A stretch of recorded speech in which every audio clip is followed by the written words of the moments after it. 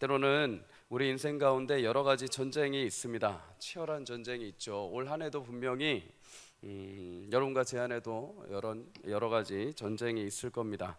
이거는 누구나 당연하게 성도라고 한다면 건너가야 할 강이고, 또 때로는 우리가 감당해야 될 씨름이기도 하죠. 찬송가 585장에 보면 우리에게 힘이 되고 또 위로가 되는 찬양의 가사가 있습니다. 내 주는 강한 성이요 방패와 병기 되시니 큰 환난에서 우리를 구하여 내시리로다. 이 찬송시를 지은 사람은 마틴 루터입니다. 그는 종교개혁가이죠. 그가 이 찬송시를 지을 때는 막 모든 일이 다 잘 되고 또 종교개혁이 막 힘을 내서 뭔가 새롭게 개편이 되고 그런 시기가 아닙니다. 1529년에 종교개혁이 조금 힘을 잃어버리고 침체가 되고 좌절된 시기였습니다. 그 속에서 루터는 깊은 고뇌 가운데 기도하다가 예수님의 십자가상의 외침의 목소리를 떠올리게 됩니다. 나의 하나님, 나의 하나님, 어찌하여 나를 버리셨나이까.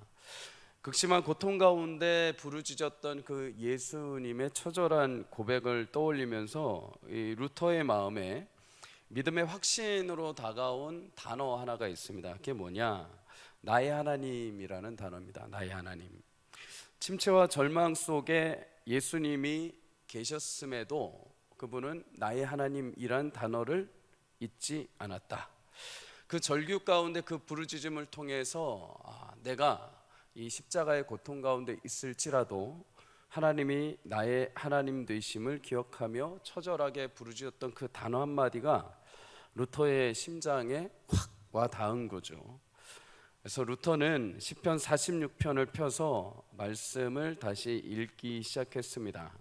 그때 본인이 지은 찬송가 585장의 기초가 되었던 시편 46편 1절에서 3절을 읽게 되죠. 우리 성도님들 한번 읽어볼까요? 시작. 하나님은 우리의 피난처시오 힘이시니 환난 중에 만날 큰 도움이시라. 그러므로 땅이 변하든지 산이 흔들리든지 바다 가운데 빠지든지 바닷물이 솟아나고 뛰놀든지 그것이 넘침으로 산이 흔들릴지라도 우리는 두려워하지 아니하리로다. 아멘. 산 위에 내가 위태로운 상태로 혼자 서 있을지라도, 내가 바다 끝에 홀로 있을지라도 변하지 않는 한 분, 그분은 여호와 하나님, 나의 하나님이시다. 우리는 삶 속에서 때로는 절규하고 안타까워하고 부르짖는 현실과 마주할 때가 있습니다. 음침한 골짜기를 건너야 되고 또 올 한 해를 시작하면서 우리가 마주해야 될 벽과 같은 장애물들 앞에 서기도 합니다. 생각하지 못한 대적 앞에 서야 할 때도 있죠. 그때마다 여러분 기억해야 될 것은 루터가 신앙의 고백으로 발견했던 것처럼 나의 하나님만이 유일한 피난처요 환난 속에 나를 건져주실 분이요 나의 산성이 되심을 기억하시길 축복합니다. 사랑하는 성도님들, 아빠의 손을 잡고 가는 아이들은 세상에 무서울 곳이 없습니다. 아빠가 슈퍼맨과 같죠. 성도는 그렇게 하나님의 손에 붙들려서 하나님의 임재로 이 땅을 평생 살아가는 사람들입니다. 하나님은 그의 백성들과 언약을 맺으실 때 결코 단 한 번도 떠나시거나 단 한 번도 잊어보신 적이 없습니다. 어쩌면 우리는 하나님을 자주 잊을 수 있습니다. 어려움에 위험에 처하면 사울처럼 내게 있는 군사력, 내게 있는 숫자, 내 손에 쥐고 있는 것들, 나의 통장, 나의 현실의 가능성, 이런 것들을 보면서 하나님을 잊어버릴 때가 있죠. 하지만 그럼에도 하나님은 늘 언제나 성도의 삶 중심에서 함께 하시며 우리가 생각하지 못한 하나님의 거룩한 능력으로 여러분의 삶을 인도해 가실 줄 믿습니다. 때로는 우겨쌈 가운데 당할지라도, 끝이 보이지 않는 터널 속에 있는 것 같이 느껴질지라도 여러분 하나님이 나와 함께 하심을, 또 그분이 나의 하나님 되심을 기억할 수 있기를 바랍니다. 오히려 그때가 나와 동행하시는 하나님의 놀라운 위대한 역사를 경험하는 순간이 될 것이요 24년도 안에 내 삶 가운데 풍성하게 일하시며 나를 외면치 하시는 하나님의 거룩한 역사를 보게 되는 놀라운 시간들이 될 줄 믿습니다. 그 일들을 통해서 하나님께 오히려 감사와 찬송과 영광을 올려드리는 저와 여러분의 삶이 되시기를 주의 이름으로 간절히 축복합니다. 지피지기 백전백승이라는 말을 들어보셨을 겁니다. 그를 알고 나를 알면 100번 싸워도 이긴다 라는 말로 해석이 되죠. 근데 실제로 손자병법에는 이 지피지기 백전백승이라는 단어가 없습니다. 지피지기 백전불태라는 말이 담겨 있죠. 그를 알고 나를 알면 100번 싸워도 위험에 빠지지 않는다. 위태로워지지 않는다. 항상 이긴다라는 말보다는 위태로워지지 않는다라는 말에 강조를 두고 있습니다. 물론 손자병법, 이 손자는 전쟁을 부추기는 사람은 아닙니다. 오히려 가능하다면 전쟁을 피하는 것이 더 유익하다고 가르칩니다. 싸우지 않고 이기는 게 훨씬 더 최선이라는 거죠. 다만 어쩔 수 없이 싸워야 하는 순간이 오게 될 때, 그렇다면 적어도 그를 알고 나를 알면 위태해지지 않는다는 것입니다. 그런데 이 말 속에서 우리는 이긴다라는 말보다도 그를 알고 나를 안다라는 말에 주목해 봐야 됩니다. 전쟁의 승패는 결국 상대를 알고 나를 제대로 알 때, 그때부터 우리에게 승리가 주어지기 때문이죠. 요나단은 전쟁에 앞서서 이 부분을 굉장히 명확하게 알고 있던 사람입니다. 오늘 본문을 다시 한번 읽도록 하겠습니다. 14장 6절 시작. 요나단이 자기의 무기를 든 소년에게 이르되 우리가 이 할례 받지 않은 자들에게로 건너가자. 여호와께서 우리를 위하여 일하실까 하노라. 여호와의 구원은 사람이 많고 적음에 달리지 아니하였노라. 아멘. 먼저 우리가 확인할 수 있는 것 하나는, 요나단은 자기가 누구인지 그리고 자신이 마주한 적이 누구인지를 명확하게 파악하고 있었다는 것입니다. 요나단은 블레셋을 향해서 오늘 본문에 이렇게 얘기를 하죠. 할례 받지 않은 자들이다, 이렇게 말합니다. 할례라는 것은 창세기 17장 10절에 보면 하나님께서 최초로 아브라함과 그의 후손들에게 맺은 언약의 증표 중에 하나입니다. 남성의 중요한 부분에 표시를 하는 것이죠. 하나님은 아브라함에게 말씀으로 약속하심과 동시에 아브라함과 그 후손이 이제 하나님과 언약을 맺은 택함받은 구별받은 백성이라는 것을 상징적으로 알려주기 위해 몸에 표식을 한 것입니다. 그래서 구약에 할례를 받았다라는 의미는 내가 이제 하나님과 관계를 맺은 존재이다. 나는 이제 이 땅에서 홀로 사는 존재가 아니라 하나님이 나의 아버지요, 나의 주인이요, 나는 그의 백성이요, 그의 자녀요, 신부라는 것을 몸의 증표로 할례를 통해서 확인을 할 수 있었던 거죠. 반대로 할례가 없다는 것은 내가 하나님과 아무런 관계가 없다는 것입니다. 하나님이 아무리 놀라운 말씀을 이 땅에 선포하셨다 하더라도 그 할례가 없었다면은 그 말씀은 내 것이 아니라는 거죠. 물론 예수 그리스도께서 오신 이후에 갈라디아 5장 6절의 말씀처럼 그리스도 안에서 할례나 무할례나 이제는 효력이 없습니다. 이제는 그리스도 예수 안에서 그 사랑하시는 역사를 통하는 믿음으로 우리는 하나님과 언약의 관계를 맺게 된 줄 믿습니다. 죄로 인해서 죽을 수밖에 없던 우리 인생 가운데 하나님은 예수님을 통해서 이제 새로운 인격, 새로운 마음을 부어주시고 하나님의 자녀가 되는 권세를 주셨습니다. 요나단은 사무엘상 14장 1절에 보면은 대적을 향해서 처음에는 블레셋 사람들이라고 표칭을 하죠.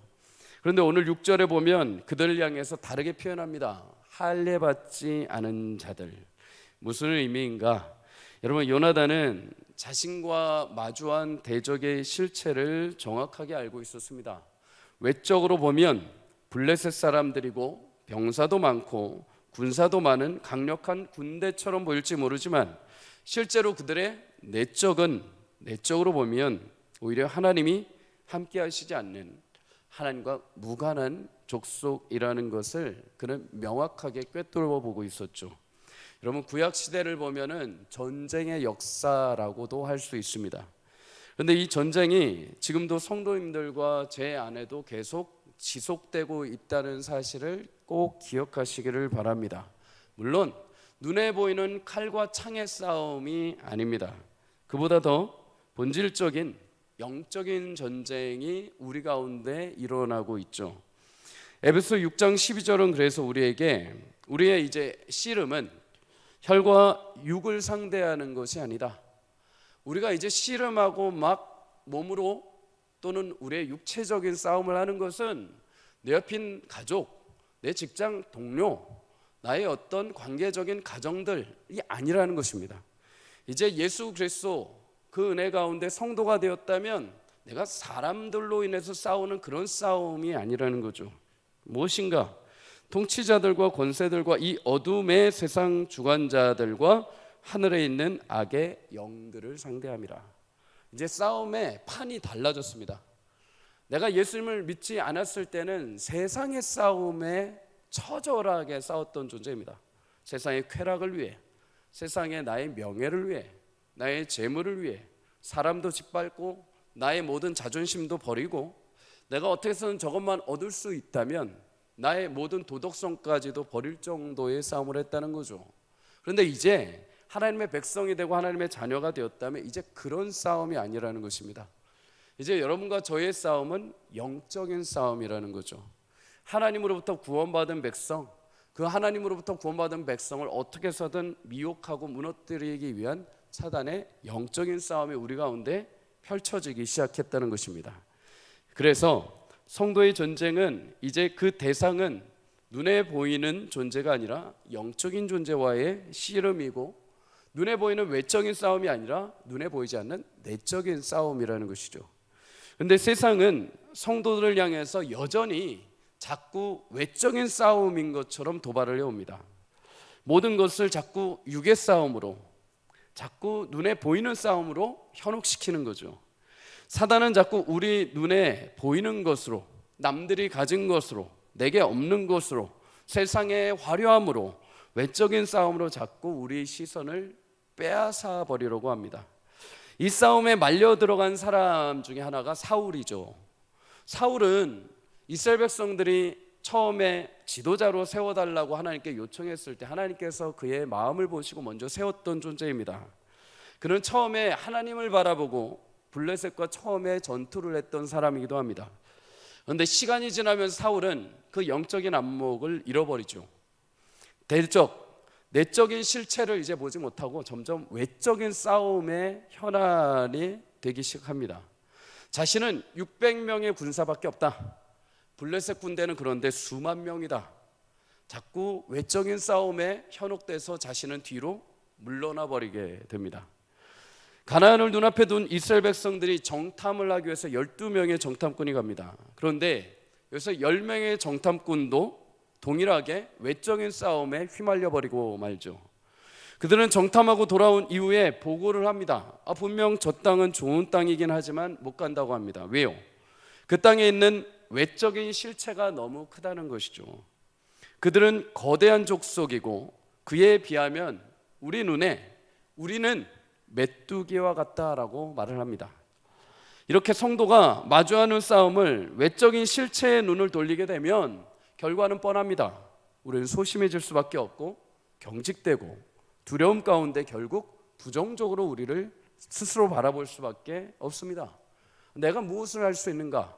도대체 우리가 기도한다고, 우리가 말씀을 읽는다고, 내가 아무리 결단한다고 내 삶이 이런데, 내 가정이 이런데, 내 건강이 이런데 하면서 외적인 눈으로 자꾸 우리를 현혹시킨다는 것이죠. 근데 이 외적인 실체를 깨고 내적인 실체를 정확하게 바라본 사람들이 있습니다. 10명의 정탐꾼, 그들은 정탐하고 와서 자신의 외적인 실체로 무너지고 말지만 그 중에 2명, 12명 중에 2명의 정탐꾼이었던 여호수아와 갈렙은 다르게 판단을 하죠. 10명의 정탐꾼과 함께 40여일 동안 그 땅을 보고 돌아옵니다. 똑같은 땅을 보고, 똑같은 과실을 보고, 똑같은 성읍을 관찰하고 돌아옵니다. 그런데 10명은 말하길 우리는 그 땅에 비하면 메뚜기와 같은 존재이다. 반면 여호수아와 갈렙은 뭐라고 말을 합니까? 아니다. 그들은 오히려 우리의 밥이다. 왜 이렇게 똑같은 거를 보고 완전히 다른 결과가 나오게 될까요? 여러분, 두 명의 정탐꾼은 내적인 실체를 간파한 것입니다. 하나님이 허락하신 약속은 가나안 땅이죠. 그렇다면 그 땅에 있는 민족이 아무리 병력이 많고 장대해도 그것은 그냥 허울 좋은 그림에 불과하고, 하나님이 분명히 그들을 넘어뜨려서라도 우리에게 그 땅을 주실 것을 알았기에, 그들은 그 내면을 분명하게 파악했기에 두 사람은 하나님의 약속을 붙들고 우리가 그 땅을 취하자고 말하게 됩니다. 여러분, 오늘 요나단도 마찬가지입니다. 요나단은 처음에 외적인 모습을 보고 그들을 향해서 블레셋 사람들이라고 얘기합니다. 그런데 이제 그들의 실체를 알죠. 그들은 할례받지 않은 존재들이다. 곧 내적인 실체를 보자면 그들은 하나님이 없는 자들이다. 외적으로 보면 그들은 아무리 마병과 군사력이 많다 하더라도, 그래서 우리 가운데 외적으로 두려움과 염려를 주는 존재들일지 몰라도 실상으로 보면 그들의 실체는 하나님의 손이 없는, 하나님의 영광이 없는, 할례받지 않은 존재들에 불과하다. 사랑하는 성도님들, 외적으로 찾아오는 여러 도전을 넘어서 그 뒤에 숨겨진 내적인 영적 싸움을 발견할 수 있는 영적인 통찰력이 저와 여러분에게 있기를 주의 이름으로 축복합니다. 요한복음 8장 44절에 보면 사단을 가리켜서 거짓말쟁이, 거짓의 아비라고 말합니다. 저는 사실 강단에서 사단 얘기하는 걸 별로 좋아하지 않습니다. 마귀 얘기하는 걸 별로 좋아하지 않습니다. 왜냐? 강단에서 하나님이 하신 일만 선포하기도 바쁩니다. 하나님이 어떻게 이 땅 가운데 창조하시고 우리를 지금까지 인도해 오시고 어떻게 이끌어 가실지 얘기하기도 바쁩니다. 그럼에도 사단이 늘 언제나 우리 삶 가운데, 올 한 해에도 여러분과 저의 삶 가운데 치열하게 들어올 것을 알기에 잠시 얘기를 하려고 합니다. 여러분, 사단은 성경이 말한 것처럼 거짓말쟁이입니다. 속이기에 아주 주특기입니다. 그럴듯하게 포장을 합니다. 심지어 내 생각 안에 내가 하는 생각까지도 마치 그럴듯하게 합리화시키는 일을 만들어 버립니다. 외적으로 화려하게 포장하여 성도들로 하여금 위축되게 만들기도 하죠.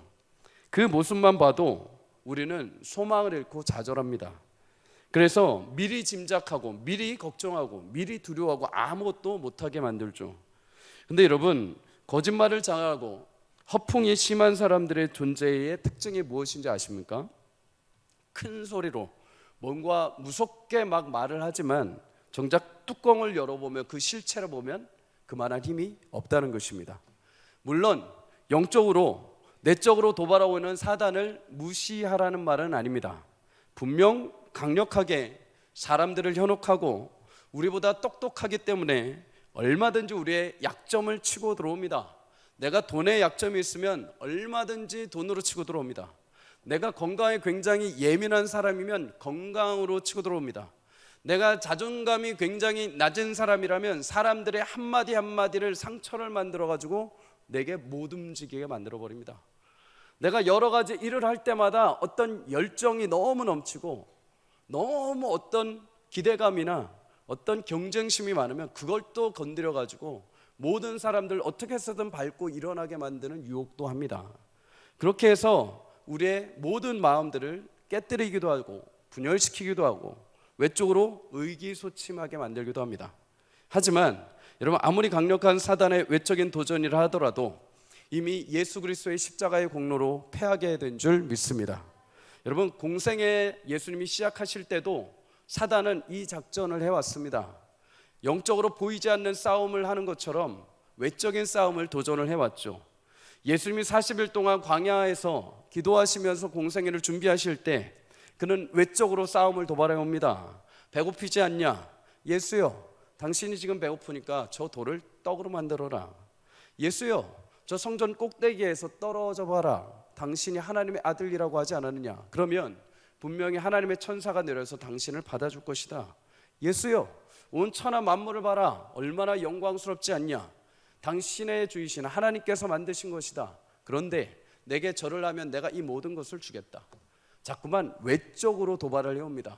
그런데 예수님은 사단의 이 외적인 도전을 내적인 도전으로 분명히 간파하셨죠. 단순히 떡을 만드실 수 있었습니다. 단순히 떨어져 내리실 수 있었습니다. 단순히 절 한번 그냥 눈 한번 깜빡하고 할 수 있으셨죠. 그런데 그 행동이 단순히 외적인 행동이 아니라 사단이 집요하게 요청하는 영적인 싸움이었죠. 하나님의 권위와 하나님의 능력으로 이 땅에 오신 예수님은 단순히 무엇인가를 만드는 싸움을 하기 위해 오신 분이 아닙니다.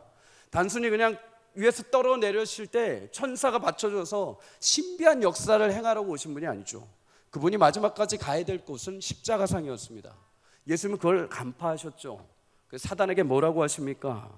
사단아, 사람이 떡으로만 사는 것이 아니오 하나님의 입에서 나오는 말씀으로 사는 것이다. 사단아, 하나님을 시험하지 마라. 사단아, 하나님만 경배할지어다. 여러분, 이렇게 해서 예수님은 외적으로 도발해오는 사단의 씨름을 영적으로 내적으로 승리하신 줄 믿습니다. 이뿐만이 아니죠. 예수님이 이 땅에서 공생의 시작을 하시면서 병자들 고쳐주시고 죽었던 사람을 살리시고 굶주렸던 자를 먹이시고 풍랑을 잠잠케 하시며 여러 가지 일들을 행하십니다. 그런데 여러분, 이것이 마치 외적인 싸움에 승리하시는 것 같죠? 아니요. 여러분, 하나하나 점령해 가시는 예수님의 싸움입니다. 처음에 사단이 우리 인간에게 찾아와서 씨름을 건 게 무엇입니까? 죽음이라는 것입니다. 죄의 싹은 사망인 것이죠. 늘 언제나 죄의 구덩이 아래서 우리는 현실, 먹는 거, 병, 여러 가지 관계, 힘든 것들로 사람들을 현혹시켜 왔습니다. 예수님 오셔서 가장 먼저 급한 일이 무엇이었을까요? 지금 당장 죄의 속박 가운데 죽어가는 영혼들을 위해서 먹이시고 입히시고 살리시고 깨우치시고 일으켜 세우시는 싸움을 먼저 해주신 것입니다. 그런데 예수님의 마지막 본질적인 싸움은 그 끝에 있었죠. 바로 십자가 위에 오르시는 것입니다. 아무리 내가 외적으로 영혼들을 살리고 아무리 외적으로 영혼들을 먹이고 아무리 외적으로 가르친다 한들 우리는 죽을 수밖에 없는 존재들이죠. 사단은 아무리 여러분 외적으로 그렇게 무너뜨려도 본질적으로 우리의 영혼을 붙잡고 있었습니다. 영혼의 사슬로 우리를 자유케 못하게 만들고 있었죠. 근데 예수님이 어떻게 하십니까? 마지막 그 끝에 가서 본질적인 싸움을 하시죠. 죄의 속박에서 우리를 구원하시기 위해서 십자가에 달려 죽으시고 부활하신 줄 믿습니다.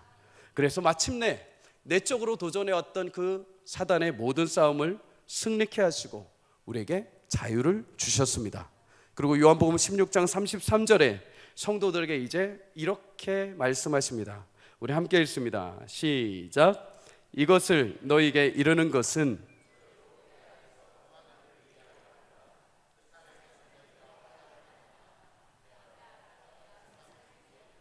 아멘.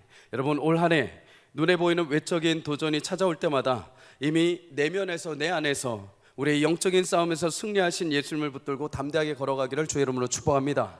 성도에게 자꾸 여러분 사단이 씨름해 올 때마다 야, 니네 가정 형편을 봐라, 네 자식들을 봐라, 야, 그렇게 열심히 하는데 뭐냐, 야, 네 인생은 왜 그 모양이냐, 너 그렇게 열심히 남편 뒷바라지하고 너 그렇게 밖에서 가정이라고 채우면서 열심히 일했는데 지금 뭐냐 하면서 우리의 현실을 보고 자꾸 씨름해 옵니다. 자꾸 우리의 현실에 낙후되어 있는 모습들을 보면서 마치 패배한 것처럼 자꾸 우리를 도발해 온다는 거죠. 사랑하는 성도님들, 그러나 본질적인 싸움, 우리의 내적인 싸움에서 예수님이 우리를 자유케 하시고 승리케 하신 줄 믿습니다. 그 주님의 이름을 붙들고 여러분 외적인 도전이 찾아올 때마다 외적인 도전 앞에 무릎 꿇지 마시고 영적인 통찰력을 가질 수 있기를 주의 이름으로 축복합니다. 지금 이 싸움은 그냥 단순히 내 외적으로 지금 이거를 이기고 지고가 아니라 이걸 통해서 사단이 자꾸만 내 마음을 갉아먹는구나. 이거를 통해서 우리 가정을 자꾸만 분열시키고 있구나. 이를 통해서 자꾸 내 신앙을 자꾸만 깨뜨리려고 하는 것이구나. 예수님처럼 눈에 보이는 즉흥적인 답을 하는 것이 아니라 내 안에 영적인 싸움을 도발해오는 사단의 괴계를 깨달으시고, 그럼에도 여러분 무서워하지 마시고, 왜요? 예수 그리스도께서 이미 이기셨습니다. 그 주님의 십자가를 붙들고 여러분 담대하게 한 해 동안에 영적인 씨름을 이어갈 수 있기를, 그리고 마침내 예수님의 그 십자가의 은혜로 승리하는 귀한 한 해가 되기를 주의 이름으로 축복합니다. 여러분, 요나단을 통해서 우리가 얻게 되는 교훈이 한 가지가 더 있습니다. 그는 여러분 적의 상태가 누구이고 내가 누구인지도 알면서 동시에 또 하나는 내게 일어나는 전쟁이 나의 전쟁이 아니라 하나님의 전쟁인 것을 알고 있었습니다. 오늘 6절에 보면 요나단은 이렇게 말을 하죠. 여호와께서 우리를 위하여 일하실까 하노라. 여호와의 구원은 사람이 많고 적음에 달리지 아니하였느니라. 사랑하는 성도님들, 성도의 영적인 싸움은 사람의 많고 적음에 달리지 않았음을 믿습니다. 우리 인간의 어떤 가지고 있음으로 힘과 칼과 창으로 싸우는 것이 결코 아닌 줄 믿습니다. 여호와께서 우리를 위하여 일하실까 하노라. 어떻게 보면 이 말은 마치 믿음이 없는 것처럼 들릴 수가 있습니다.